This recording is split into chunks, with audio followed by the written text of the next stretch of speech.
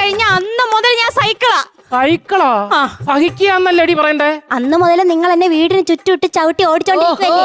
പിന്നെ ഞാൻ സൈക്കിൾ എന്നല്ല പിന്നെ എന്തോ പറയണം. അതൊക്കെ പോട്ടെ. ഇന്നലെ ഞാൻ ഇവിടെ ഇല്ലാത്ത സമയത്ത് ആരാടി ഇവിടെ വന്നത്?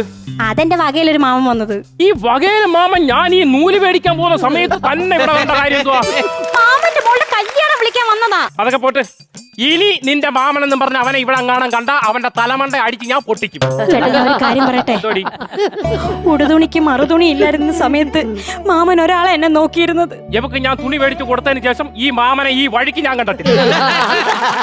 ചേട്ടാ ഇങ്ങനൊന്നും പറയാതെ ചേട്ടാ. ഒന്നുമില്ലേലും ചെറുപ്പകാലത്ത് ഒരു പനി വന്നാല് ഒരു ജലദോഷം വന്നാല് മാമൻ എടുത്തോണ്ട് ഓടും. എടി പനിയും ജലദോഷമായിട്ട് നീ കിടക്കുമ്പോ അങ്ങേരത്തിന് പെടുത്തോണ്ട് ഓടുന്നത്.